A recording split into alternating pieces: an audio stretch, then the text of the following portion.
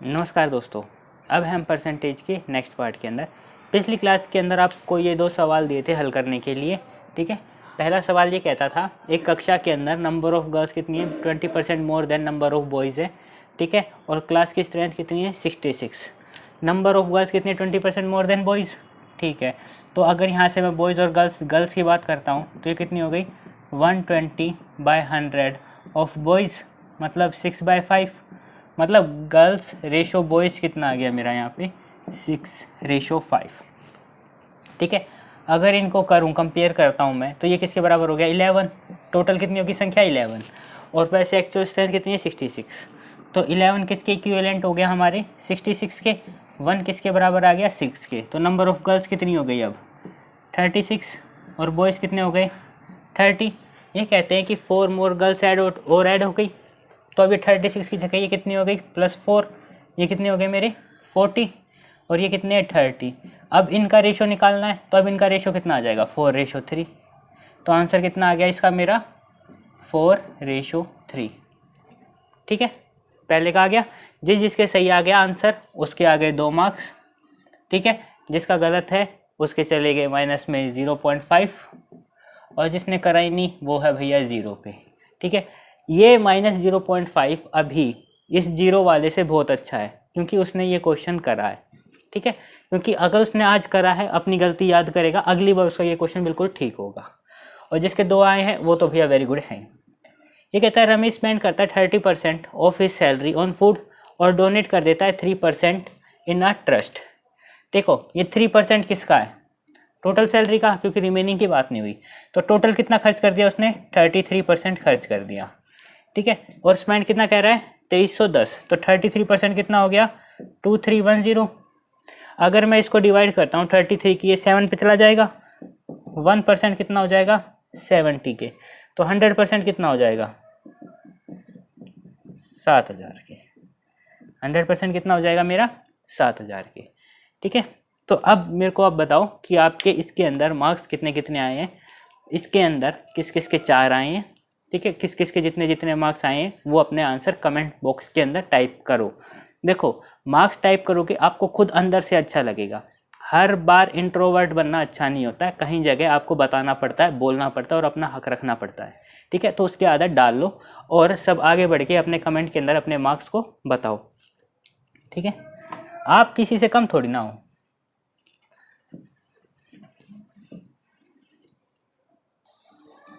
तो अब तेजी से बढ़ते हैं और इस क्वेश्चन को देखते हैं। ये कहता है if a man spends 20% of his income on food, 50% of remaining on rent and 30% of remaining on others and if his saving is 6300 रुपये, फाइंड हिज टोटल इनकम।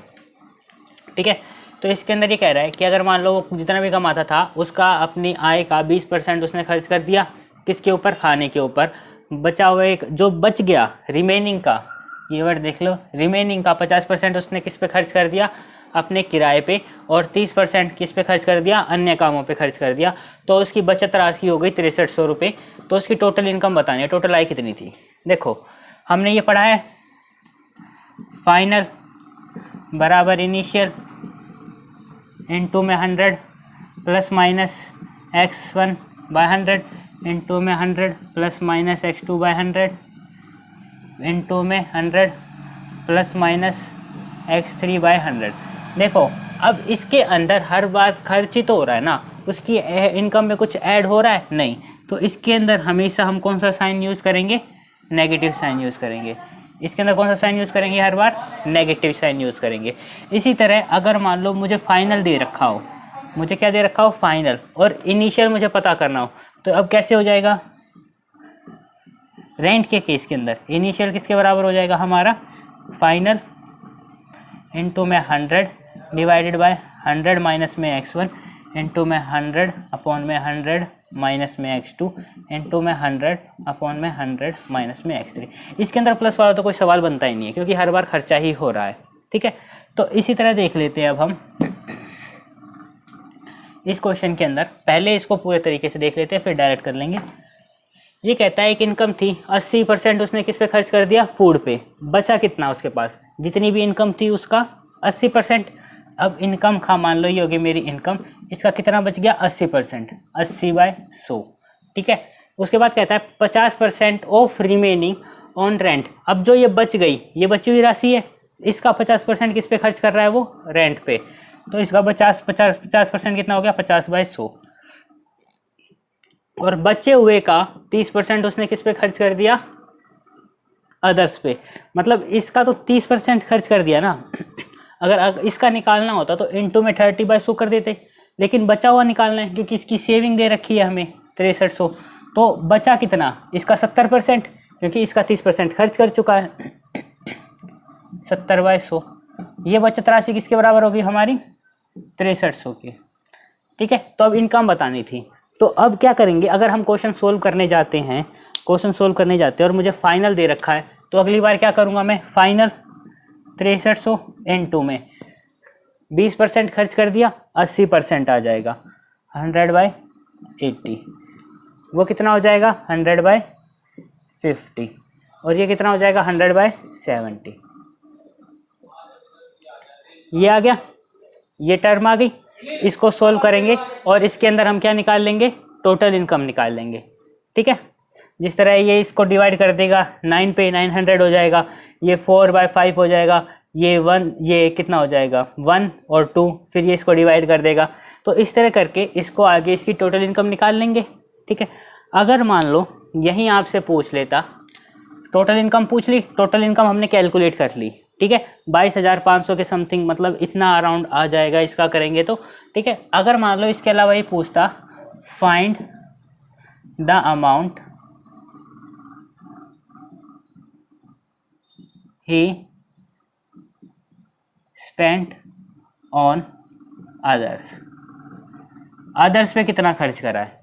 अगर मुझे अदर्स का निकालना है, तो अगर मुझे सिर्फ मान लो मेरे को इनकम ही नहीं निकालनी उसकी, मेरे से सिर्फ अदर्स का पूछा है, ठीक है, मेरे से सिर्फ अदर्स का पूछा है, find the amount he spend on others, ठीक है, अदर आइटम्स या कुछ भी। तो अब मुझे इनकम निकालनी है, मैं क्या यहाँ पे मल्टीप्लाई डिवाइड करूँगा, नहीं करूँगा, मुझे अदर्स निकालना है ना। तो ये तो हो गई उसकी क्या, टोटल इनकम। ये क्या हो गई मेरी टोटल इनकम, ये हो गई मेरी टोटल इनकम, बिना डिवाइड वगैरह करे, ठीक है। अब इसके अंदर ये कह रहा है कि इनकम का 20% उसने फूड पे खर्च करा, मतलब रिमेनिंग निकाल लेता हूँ। रिमेनिंग निकालने के लिए इसका 80%/100 हो जाएगा। अब ये कह रहा है 50% ऑफ रिमेनिंग ऑन रेंट, मतलब ये है ये रिमेनिंग, इसका 50% किस पे खर्च कर दिया, रेंट पे, इनटू में 50/100, ठीक है। और ये कह रहा है इसका बचे हुए का अब 30% उसने किस पे खर्च कर दिया, अदर्स पे। तो इसका 30% निकालना है। अब क्या करना है, इसका 30% निकालना है, इनटू में 30/100। देखो आप कहोगे ये बना तो इतना बढ़ा दिया, लेकिन बना बड़ा है लेकिन है छोटा। कैसे, इससे ये कट गया, ठीक है, इससे ये कट गया, इधर ये बचा है और इधर ये बचा है। अब देखो पूरी इनकम निकालने की मुझे ज़रूरत पड़ी, नहीं पड़ी। ये क्या निकाला है, जो सिर्फ उसने अदर्स पे खर्च करा है, जो किस पे खर्च करा है उसने, अदर्स के ऊपर, ठीक है। अब इसको सोल्व कर लेंगे और हमारा आंसर आ जाएगा। ये इसको डिवाइड कर देगा 90 के ऊपर, ये हो जाएगा 90 और 93 से मल्टीप्लाई हो जाएगा, ठीक है। तो 2700 समथिंग आ जाएगा ये, ठीक है। अब इसके अलावा ये तो अदर्स पूछा था, अगर मान लो अदर्स नहीं पूछा होता, ये पूछ लेते find the amount he spend on rent, on rent पूछ ले रहा है कि रेंट का बताओ। तो रेंट के लिए अब मैं क्या करूँगा, देखो अब मैं पूरी इक्वेशन को हटा देता हूँ एक बार के लिए। अगर मुझे रेंट का पूछा है, मेरे से टोटल इनकम नहीं पूछी, तो क्या मैं टोटल इनकम निकालूंगा। टोटल इनकम मैं इस तरह से निकाल के रख दूंगा कि फाइनल कितना था 6300, इनटू में 100/80, इनटू में 100/50, इनटू में 100/70। ये क्या है उसकी टोटल इनकम। टोटल इनकम का 20% उसने फूड पे खर्च कर दिया, बचा कितना 80/100, ठीक है। अब इसका 50% उसने किस पे खर्च करा है, रेंट पे। इसका 50% खर्च करा है ना रेंट पे, इनटू में 50/100। ये क्या आ गया उसने स्पेंट ऑन रेंट। इसका मतलब ये है कि मुझे टोटल इनकम इसको कैलकुलेट करने की ज़रूरत नहीं है, इसको डिवाइड करके मैं 22,500 नहीं निकालूंगा, ठीक है, वो नहीं निकालूंगा, उसकी ज़रूरत ही नहीं पड़ेगी बड़ी कैलकुलेशन करने की, ठीक है। इसके अंदर ये वाली टर्म से ये वाली टर्म चली गई, ठीक है, ये वाली टर्म से ये वाली टर्म चली गई। अगर इसको सोल्व करूँगा ये आ जाएगा कि मेरा उसने रेंट पे कितना खर्च करा है, ये आ जाएगा 9,000 रुपये उसने रेंट पे खर्च कर दिया, मतलब जितना भी आ जाएगा ये उतना आ जाएगा, ठीक। आगे बात समझ में। और अगर मेरे से सिर्फ यही पूछा होता कि find the amount he spend on food, अगर फूड का निकालना होता तो सबसे पहले क्या करा, ये टोटल इनकम निकाल ली, अब ये कट नहीं रहा है, ठीक है, ये कट नहीं रहा है, ठीक है। अब ये टोटल इनकम आ गई और इसी का डायरेक्ट क्या निकाल देता मैं 20 इंटू में 20/100, पूरी इनकम का 20% उसने फूड पे खर्च करा है, ठीक है। ये आगे बात समझ में। इसका मतलब है जो सेक्शन निकालना है इसके अंदर से हम सिर्फ उसको सोल्व करेंगे, पूरी कैलकुलेशन नहीं करेंगे, ठीक है। आगे बात समझ में। इस क्वेश्चन को राइट डाउन करना और दोबारा खुद से करना, ये इंपॉर्टेंट है, थोड़ा इसको कर लेना। ये आगे बात समझ में, इतना ही मुश्किल नहीं है बिल्कुल पॉपुलेशन की तरह ही। बस उस बात पे ध्यान रखो कि हमें निकालना क्या है। जब तक क्या होता है, जब तक जो चीज़ निकालनी होती है सिर्फ उस पे हम कैलकुलेशन को कंप्लीट करते हैं, वरना हम कैलकुलेशन कंप्लीट नहीं करते हैं, ठीक है।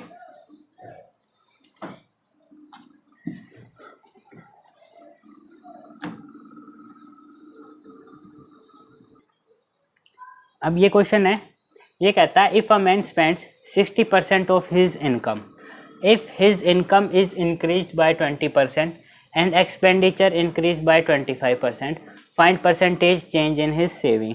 ये कहता है अगर एक व्यक्ति अपनी आय का 60% खर्च कर देता है और अगर उसकी आय में वृद्धि हो जाती है 20% से और उसके खर्चे में वृद्धि हो जाती है 25% से, तो उसकी बचत में कितना प्रतिशत का चेंज आएगा या फिर उसकी बचत के अंदर कितने प्रतिशत की बढ़ोतरी होगी, ठीक है। ये हमारा क्वेश्चन है, तो इसके अंदर निकालना है। तो सबसे पहले मान लेते हैं कि उसकी एक इनकम होगी कुछ, ठीक है, और एक्सपेंडिचर और सेविंग।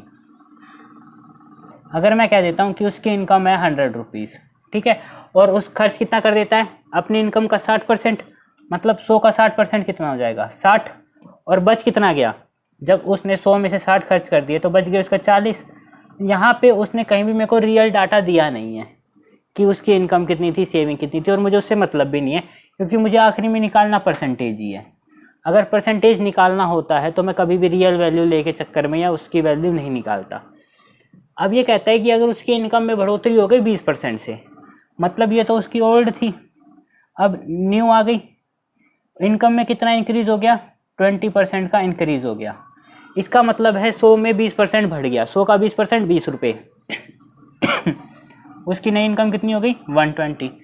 अब ये कहता है कि अगर उसका एक्सपेंडिचर बढ़ जाता है 25% से, 25% बोले तो 1/4, परसेंटेज टू फ्रैक्शन कर रखा है ना, 25% बोले तो 1/4, मतलब 1/4 बढ़ जाता है, तो 60 का 1/4 कितना होगा 15, मतलब 15 रुपये उसकी ये बढ़ गई, तो ये कितना हो गया मेरा 75, ठीक है। अब इसके निकालते हैं सेविंग, अब कितनी होगी 120 में से 75 उसने खर्च कर दिए, अब उसकी सेविंग कितनी हो जाएगी 45 की, सेविंग कितनी हो गई 45 की। अब चेंज कितना आया सेविंग के अंदर, सेविंग के अंदर चेंज कितना आ गया हमारा 4 का, सेविंग के अंदर चेंज कितना आ गया 4 का, कितने में से 40 में से 4/40, मतलब 1/10, 1/10 बोले तो 10%, मतलब उसकी सेविंग कितनी इंक्रीज हो गई 10% से, ठीक है। अरे 5 है यहाँ पे, सॉरी, कुछ भी लिखते हैं कई बार, सॉरी, यहाँ पे हो गया 5/40, ठीक है। 5/40 बोले तो 1/8, और 1/8 कितना हो जाता है हमारा 12.5%, ये कितना हो जाता है हमारा 12.5% से, सॉरी वो ध्यान नहीं दिया और 4 लिख दिया, ठीक है। तो ये वाला क्वेश्चन हो गया, बात समझ में आ गई, ठीक है। अब इसी टाइप में एक और क्वेश्चन ले लेते हैं।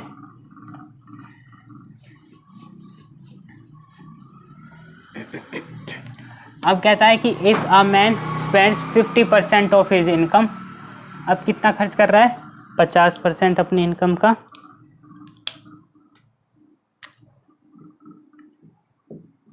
%50 ऑफ हिज इनकम। और अगर उसकी इनकम इंक्रीज कर जाती है कितने परसेंट से, 30% से। अब उसकी इनकम कितने से इंक्रीज हो गई, 30% से। और अगर उसका एक्सपेंडिचर इंक्रीज हो जाता है 20% से।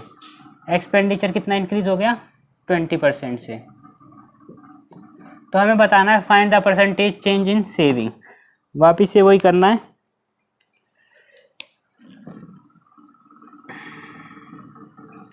देखो इनकम इंक्रीज हो, इनकम कितनी का 50% खर्च कर देता है। मान लो 100 रुपये इनकम थी, खर्च कर दिया 50, बची कितनी, 50।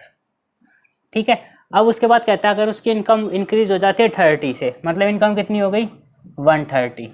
और एक्सपेंडिचर इंक्रीज हो गया 20% से। 50 का 20% कितना हो जाएगा, 10। ठीक है, तो ये कितना हो गया मेरा, 60। 50 का 20% कितना हो जाता है, 10। तो इनकम 10 से बढ़ गई, 50 से 60 हो गई। ठीक है, तो अब उसने बचाए कितने, 70 रुपये। 130 में से 60 गया तो 70। अब चेंज कितना आ गया दोनों के अंदर, 20 का। चेंज कितना आ गया, 20 का। कितने में से, 50 में से, इंटू में 100। ठीक है, ये हो गया मेरा 2/5। तो ये कितना परसेंटेज चेंज आ गया मेरा, 40% का। इंक्रीज कितना आ गया मेरा, 40% का। तो सेविंग के अंदर कितना इंक्रीज आ गया, 40% का। ठीक है, अब तो इस टाइप के क्वेश्चन कर लोगे सारे। ठीक है, आसान से है। इनकम को 100 मानना है, उसका निकाल देना, एक्सपेंडिचर को कर देना है, फिर सेविंग को कर देना है। मुझे तो नहीं लगता इसमें कोई ऐसी बात होगी जो आपको समझ में ना आई होगी।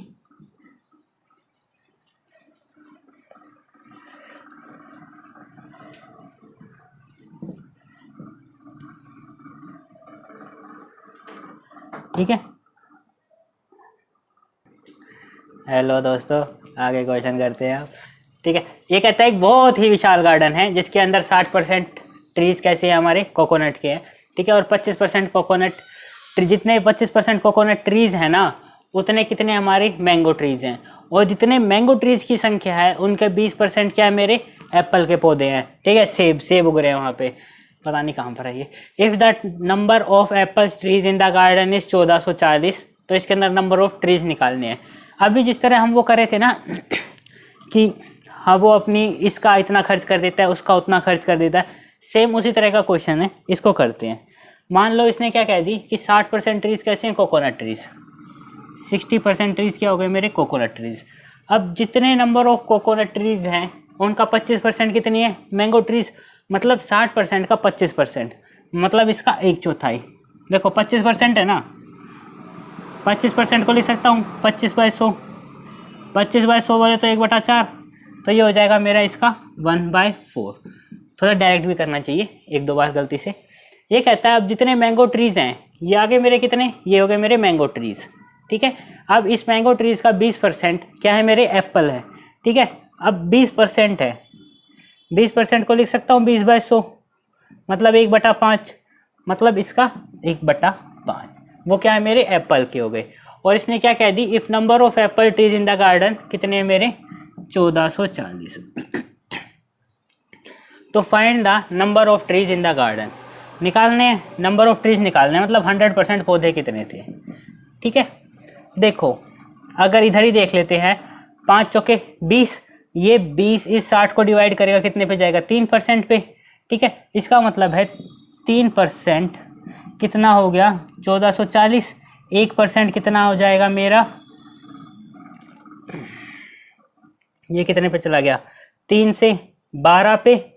ठीक है, और 24 8 0, तो 100% कितना हो जाएगा मेरा,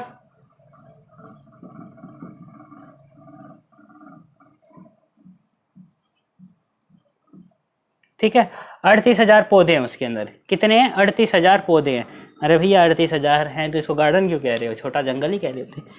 ठीक है, ये क्वेश्चन हो गया हमारा। इसके अंदर ये थी कि हमने डायरेक्ट इसी को सोल्व कर लिया। ठीक है, 3% आ गया हमारे उसके बराबर। ठीक है, अरे सॉरी,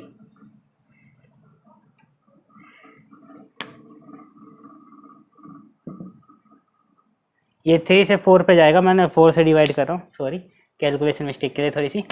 तो 3% कितना हो गया 1440, 1% हो गया 480, 100% हो गया 48,000। तो 48,000 पौधे थे उसके अंदर। अगर कहीं और कैलकुलेशन के अंदर मिस्टेक हो तो देख लेना आज। तो ये क्वेश्चन समझ में आ गया। अब अगले टाइप पे चलते हैं। अब वो सॉल्यूशन वाले क्वेश्चन कर लेते हैं, जिसके अंदर 2 अलग अलग सॉल्यूशन होता है ना, वो वाले। एक काम कर लेते हैं, कॉपर और जिंक सॉल्यूशन वाले क्वेश्चन देखे होंगे आपने, ठीक है। तो अब ये कहता है इन 80 kg copper and zinc solution, एक 80 kg का कॉपर और जिंक सॉल्यूशन है, जिसके अंदर हमारा कॉपर का परसेंटेज कितना है, in which copper percentage is 90% and some amount of zinc is added in the solution. Now the percentage of copper in the solution is 60%. Find the amount of zinc added. ये कहता है कि अगर एक मेरा copper और zinc का solution है, ठीक है, और वो कितना है, उसका वॉल्यूम कितना है 80 kg का है, जिसके अंदर कॉपर की परसेंटेज कितनी है 90% है, और उसके अंदर क्या करा हमने, जिस तरह मान लो यही था सॉल्यूशन था जिसके अंदर कॉपर कितना है 90%, ठीक है, और इसके अंदर जिंक कितना था मेरा 10%, इसके अंदर मैंने कुछ जिंक और ऐड कर दिया, तो अब कॉपर की परसेंटेज कितनी रह गई इसके अंदर 60%। तो ये बताना है कि हमें कितना परसेंट जिंक इसके अंदर, वो कितना केजी जिंक इसके अंदर हमने ऐड करा है। 80 kg था, अगर ये मेरा कॉपर और जिंक का सॉल्यूशन है, ये कितने का है 80 kg का है, ठीक है, इसमें कॉपर कितना है 90%, तो 80 का 90% कितना हो जाता है 72 kg, ठीक है, और जिंक कितना हो गया इसके अंदर 8 kg, इसके अंदर हमने कुछ जिंक और जिंक ऐड कर दिया, तो लेकिन कॉपर तो उतने का उतना ही है, कॉपर तो चेंज नहीं करा हमने। अगर कॉपर उतने का उतना ही है तो अब जो कॉपर कितना रह गया 60% कॉपर रह गया। अब इसके अंदर क्या कर दिया मैंने, जिंक ऐड कर दिया, जिंक ऐड करने के बाद इसके अंदर कॉपर रह गया 60%। 60% किसके बराबर है 72 के।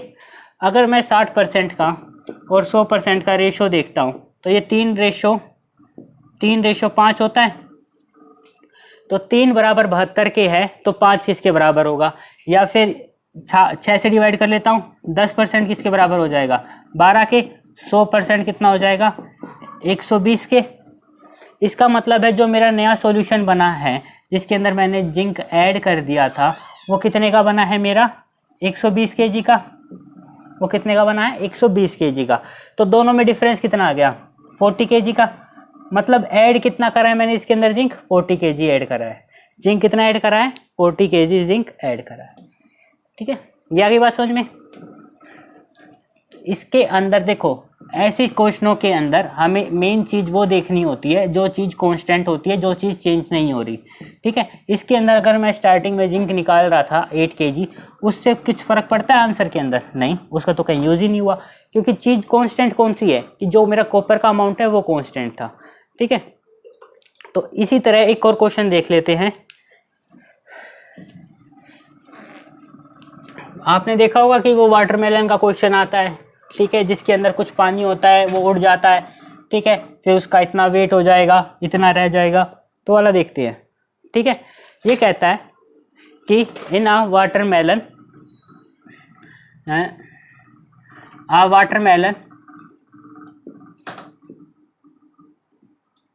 Has wait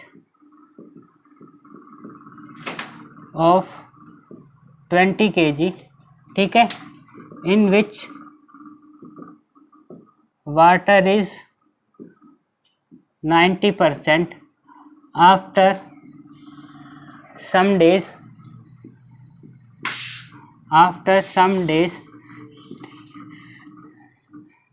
some percentage of water is evaporated, ये कहता है अगर एक वाटरमेलन है मेरा जिसका वेट कितना था 20 kg था और उसके अंदर जो वाटर थी उसकी परसेंटेज कितनी थी 90% थी, ठीक है, तो कुछ दिन के बाद उसके अंदर से कुछ पानी इवेपोरेट हो जाता है, ठीक है। Now the percentage of water in the watermelon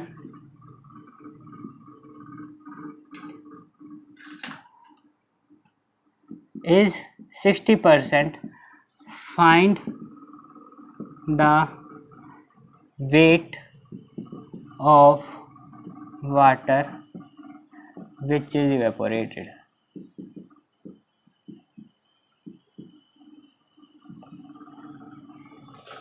देखो यहाँ पे वाटरमेलन बोल दे या फिर सॉल्यूशन बोल दे या कुछ भी बोल दे, ठीक है। तो ये हमारा क्वेश्चन है, अब इसको सोल्व करते हैं। ये कहता है एक वाटरमेलन के अंदर वेट था 20 किलो का, 90% पानी था तो एक बात बताओ, अगर कुछ भी इसके अंदर पानी इवेपोरेट हो गया, बचा क्या है इसके अंदर पानी और मास, तो चीज़ कांस्टेंट क्या है? जो चीज़ कांस्टेंट थी पहले भी अभी भी उसको देखते हैं। जो उसका मास है ना, मास जितना भी उसके अंदर सॉलिड चीज़ है वाटर को छोड़ के मास है, वो क्या है हमारा यहाँ पे कांस्टेंट है, मास हमारा कांस्टेंट है। तो अगर मान लो 20 kg था तो जिसके अंदर मास कितना होगा 10%। अगर ये मेरा वाटरमेलन था स्टार्टिंग के अंदर तो इसके अंदर पानी कितना था 90%, मास कितना हो गया 10%, तो 10% है, ये तो कांस्टेंट है। अगर ये 20 kg था तो 20 kg का 10% कितना हो जाएगा, मास कितना इसके अंदर आ गया हमारा 2 kg। मास का मतलब है एक्सेप्ट वाटर, पानी को छोड़ के जो भी चीज़ है इसके अंदर वो सारी, तो 20 का 10% कितना हो गया 2 kg, मास कितना आ गया इसके अंदर 2 kg। अब इसके अंदर से पानी इवेपोरेट हो गया, पानी क्या हो गया हमारा इवेपोरेट हो गया, पानी उड़ गया, ठीक है। तो अब पानी कितना रह गया 60%, पानी कितना रह गया 60%।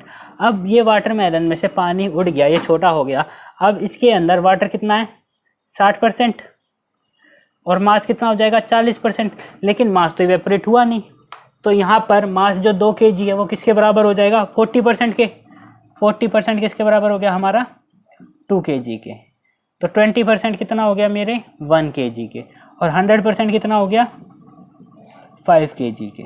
इसका मतलब है अब जो मेरा वाटरमेलन है जो पहले 20 kg का था वो कितने kg का रह गया 5 kg का। तो क्या अब इसने वाटरमेलन का वेट पूछा है? नहीं, ये कहता है find the weight of water which is evaporated, तो कितना पानी इवेपोरेट हो गया, पहले 20 kg था 5 kg का रह गया, तो पानी कितना उड़ा, ये जो ये हमारा पानी उड़ा है ये है हमारा 15 kg, 15 kg वाटर मेरा क्या हो गया यहाँ से इवेपोरेट हो गया, 15 kg वाटर क्या हो गया हमारा इवेपोरेट हो गया। तो इसके अंदर सबसे इम्पोर्टेंट चीज़ क्या है कि हमें क्या देखना है, हमें ये देखना है कि कौन सी चीज़ कांस्टेंट है, वाटर या मास। मास कांस्टेंट है तो मास रख लिया, ठीक है। इसके अलावा और क्वेश्चन देखते हैं ऐसे ही, इसके अंदर कुछ भी कर सकता है। इसके अंदर अभी तो ये बोला था 90% है, 60% रह गया, अब ये कह देगा 50% रह गया, उससे क्वेश्चन बना लेगा 40% रह गया, ठीक है। तो वो क्वेश्चन के अंदर डाटा चेंज हो सकता है, बस हमें ये देखना है कि कौन सी चीज़ हमें कांस्टेंट रखनी है। अब कर लेते हैं ये question change.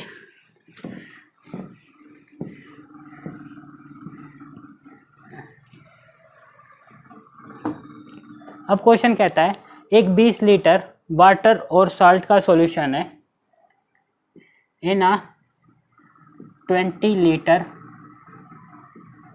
Water and salt solution. एक 20 लीटर का पानी और साल्ट का सॉल्यूशन है, ठीक है, जिसके अंदर साल्ट कितना है हमारा 40% है, इन विच साल्ट इज 40%, ठीक है। If 5 litre water is more added to the solution, ठीक है, then find the percentage of salt in it. ठीक है, अब इसको करते हैं। अगर मान लो ये था मेरा ये है मेरा वाटर प्लस में साल्ट का सॉल्यूशन। ठीक है, इसके अंदर क्या है, 20 लीटर का था। इसके अंदर ओरिजिनल क्वांटिटी कितनी थी, 20 लीटर, जिसके अंदर साल्ट कितना था, 40%। साल्ट कितना था, 40%। तो 20 लीटर का 40% कितना हो जाएगा, 8। साल्ट कितना हो गया इसके अंदर, 8। ठीक है, और इसके अंदर 5 लीटर क्या कर दिया, वाटर। तो साल्ट का सॉल्यूशन निकालना है। अब 8 है, कितने में से 5 लीटर पानी और डाल दिया, प्लस में 5 लीटर वाटर और डाल दिया इसके अंदर। तो टोटल कितना हो गया अब, 25। तो कितना हो जाएगा, 8/25 इंटू में 100%। ठीक है, ये गया 4 पे, ये आ गया हमारा 32%। अब इसके अंदर साल्ट कितना आ गया हमारा, 32% आ गया। बात समझ में आ गई। ठीक है, अगर इसके अंदर से मान लो ये भी क्वेश्चन ये भी बना सकता है कि अगर इसमें से मैंने 5 लीटर पानी निकाल लिया, ठीक है, 5 litre water is absorb from it, now the find the percentage of salt in it. अब वो निकाल लो। या फिर अब ये कह सकता है कि if some liter of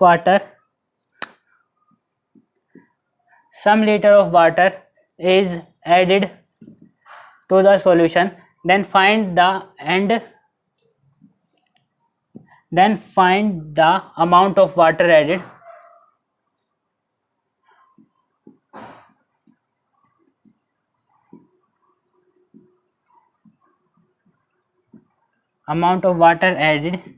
if the salt percentage is 32% now। ठीक है, कि अब साल्ट का परसेंटेज कितना रह गया, 32% रह गया। तो अब बताओ कितना पानी ऐड करा गया था। ठीक है, तो इसको इस तरह से भी चेंज कर सकता है। बात ये है कि हमें मेन मकसद समझ में आना चाहिए कि क्वेश्चन कैसे बन रहा है और क्या है ये, वो आपको समझ में आ गया है। तो इसके अंदर कितना आ जाएगा, इसका आंसर 5। ठीक है, तो क्वेश्चन को तो वो कैसे भी चेंज कर सकता है। बात ये है कि आप उसको समझ रहे हो या नहीं समझ रहे हो। क्वेश्चन को वो कैसे ही घुमा ले, हमें उसका मतलब समझ में आना चाहिए और हमें उसी हिसाब से उसका आंसर करना चाहिए। ठीक है, अब ये कहता है कि if a fresh fruit has 68% water in it. ये कहता है कोई भी अगर हम ताज़ा फ्रूट तोड़ते हैं उसके अंदर कितना है पानी, 68% पानी होता है। ठीक है, and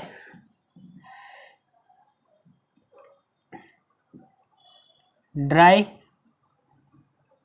fruit has 20% water, 28% water in it.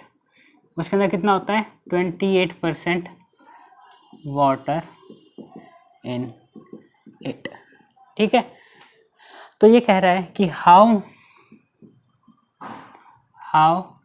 Much kg of dry fruit can we obtain from 100 kgs of fresh fruit. ये कहता है कि अगर एक फ्रेश फ्रूट के अंदर 68% वाटर है और जो मेरा ड्राई फ्रूट है उसके अंदर 28% वाटर होता है, तो मैं कितने केजीज ड्राई फ्रूट ऑब्टेन कर सकता हूँ, प्राप्त कर सकता हूँ 100 केजी फ्रेश फ्रूट से। मतलब क्या होता है कि अगर आपके पास कोई भी ड्राई फ्रूट फ्रेश फ्रूट है, आप तोड़ के लेकर आए, ठीक है, आपके पास क्या है, कोकोनट है मान लो, ठीक है, आप लेकर आए, ठीक है, उससे आपको गोला बनाना है, ठीक, आप उसको लेकर आए, उसके अंदर मान लो कितना परसेंट पानी था, 68% था पानी, ठीक है। अगर वो सूख जाएगा, ठीक है, जैसे उसका पानी इवेपोरेट होगा, जैसे वाटरमेलन से हुआ था, ठीक है, उसका जो वाटर इवेपोरेट हो जाएगा तो उसके अंदर वाटर कितना रह जाएगा, 28%। तो अब ये कह रहा है कि 100 केजी फ्रेश फ्रूट लेकर आया मैं, 100 केजी फ्रेश फ्रूट लेकर आया, ठीक है, तो उससे मैं कितने केजीज का ड्राई फ्रूट बना सकता हूँ, ठीक है। तो ये वाला क्वेश्चन हमें करना है। तो इसके अंदर क्या है, इसके अंदर देखो पानी पानी चेंज हो रहा है दोनों के अंदर, ठीक है, लेकिन चीज क्या कांस्टेंट है, जो उसका मास है ना, मास, ठीक है, वो क्या है हमारा कांस्टेंट दोनों कंडीशन के अंदर। तो हमें उसके ऊपर ध्यान देना है। ध्यान किसके ऊपर देना है, मास के अंदर। मतलब अगर ये मेरा 100 kg, ये मेरा 100 kg फ्रेश फ्रूट है, तो इसके अंदर वाटर होगा, ठीक है, और इसके अंदर सॉलिड मास होगा, ठीक है। तो इसके अंदर वाटर कितना है, 68%। वाटर कितना हो गया इसके अंदर, 68%। मतलब अगर ये 100 kg था तो वाटर कितना हो गया, 68 kg। तो मास कितना हो गया, 32 kg। मास कितना आ गया मेरा, 32 kg, ठीक है। अब ये एक ड्राई फ्रूट ले लेता हूं मैं, छोड़ो, इसके अंदर मास कितना आ गया मेरा, मास आ गया इसके अंदर 32 kg, ठीक है। अब इसके अंदर हमने क्या करा, मास 32 kg है। अब ये मेरा ड्राई फ्रूट है, ये मेरा ड्राई फ्रूट है मान लो। अब ड्राई फ्रूट के अंदर वाटर कितना है, 28% है। इसके अंदर अगर मैं वाटर की बात करता हूँ और मास की बात करता हूँ, ठीक है, वाटर कितना है, 28% है, तो मास कितना हो जाएगा इसके अंदर, बताओ, मास कितना हो जाएगा, 72%। मास कितना आ गया इसके अंदर, मान लो 72%, ठीक है। मास कितना है, 72%। अब देखा जाए तो इसी को मैंने सुखा के ये बनाया है, इसका मतलब है जो 32 kg जो मास था वो इसके अंदर वो कितना बन गया, 72%। मतलब 72% किसके बराबर आ गया, 32 kg के, ठीक है। तो 100% कितना आ जाएगा वो निकाल लेंगे इससे, ठीक है। अगर इसको और सिंपल रख देते हैं तो मान लो इसको काम कर लेते हैं, इसको 20% कर लेते हैं, किसके अंदर 20% वाटर था। अगर 28% वाटर हो जाए, 20% वाटर हो जाए तो ये कितना हो जाएगा, 80%, ठीक है। तो वही वाली बात है, ये हो गया मेरा 80%। 80% किसके बराबर आ गया मेरा, 32 kg इसके, ठीक है। तो 100% कितना आ जाएगा, निकाल लेंगे, ठीक है। तो इस तरह से आ जाएगा 100% आ जाएगा हमारा 40 के, ओके। 100% कितना आ जाएगा, 40 के। मतलब 100 kg फ्रेश फ्रूट से मैं 40 kg ड्राई फ्रूट बना सकता हूँ। इस क्वेश्चन के अंदर, वाटरमेलन वाले के अंदर, कॉपर जिंक वाले के अंदर, इस तरह से जितने भी क्वेश्चन आते हैं उनके अंदर हमें क्या चीज़ देखनी होती है, क्या चीज़ कांस्टेंट थी। कॉपर जिंक वाले के अंदर देखा हमने जिंक ऐड करा या फिर जिंक को रिमूव करते हैं, उन दोनों ही कंडीशन के अंदर क्या चीज़ें हमारी सेम थी कि उसके अंदर कॉपर की परसेंटेज कितनी है। वाटरमेलन के अंदर वाटर इवेपोरेट हो रहा है, ठीक है, तो उसके अंदर क्या कांस्टेंट है, मास कांस्टेंट है। मास तो चेंज नहीं हो रहा ना, मास इवेपोरेट नहीं हो रहा, मास ऐड नहीं हो रहा। यहाँ पर वाटर इवेपोरेट हो रहा है, ठीक है, मास कांस्टेंट है, तो पहले का मास को दूसरे के परसेंटेज से इक्वेट करके वो निकाल लेंगे, ठीक है। तो इस तरह के क्वेश्चनों के अंदर यही होता है, ठीक है।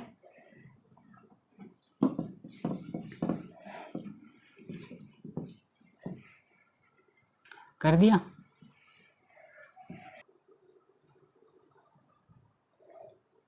तो ये आज आपके टेस्ट के क्वेश्चन है। पहला क्वेश्चन ये कहता है कि weight of watermelon is 30 kg, जिसके अंदर से उसके अंदर 90% वाटर है। 5 दिन के बाद उसका कुछ पानी इवेपोरेट हो जाता है, ठीक है। तो अब उसके अंदर जो वाटर है वो 70% है।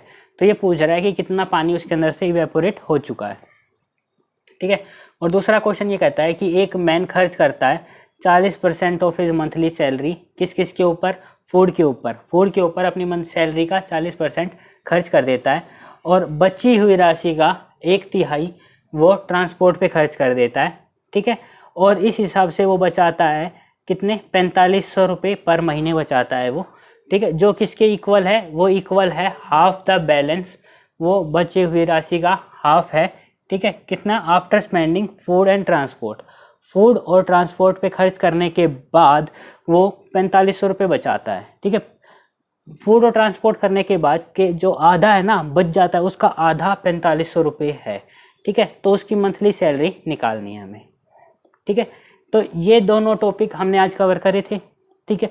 तो इसी बेसिस के ऊपर ये दोनों सवाल है हमारे प्रीवियस ईयर के अंदर आ रखे हैं। तो अब खुद को टेस्ट करो कि ये आपके ही सेट के अंदर आ गए, ठीक है। क्योंकि कई बार हम कहते हैं ना क्वेश्चन रिपीट होते हैं, हमें प्रीवियस ईयर करके जाने होते हैं, वैसे भी आपको सारे प्रीवियस ईयर ही करवा रखे हैं। तो ये देखो कि आपके टेस्ट आपके सेट के अंदर आ गए और अब आप इनको सोल्व कीजिए, ठीक है। और बताइए कि आपके कितने कितने मार्क्स आ रहे हैं, ठीक है। और इनके आंसर कमेंट बॉक्स के अंदर टाइप करने हैं, कोई चीटिंग नहीं करेगा, क्योंकि सबको पता चलना चाहिए कि कल जब आंसर पता चलेंगे तो आपके कितने मार्क्स आ रहे हैं, ठीक है। तो अपने आंसर आज के आज इसको करिए साथ के साथ और इसको टाइप कीजिए, ठीक है। तो और वीडियो को लाइक शेयर सब्सक्राइब कीजिएगा, ठीक है। अब आपसे मिलते हैं नेक्स्ट क्लास के अंदर। Bye bye, take care.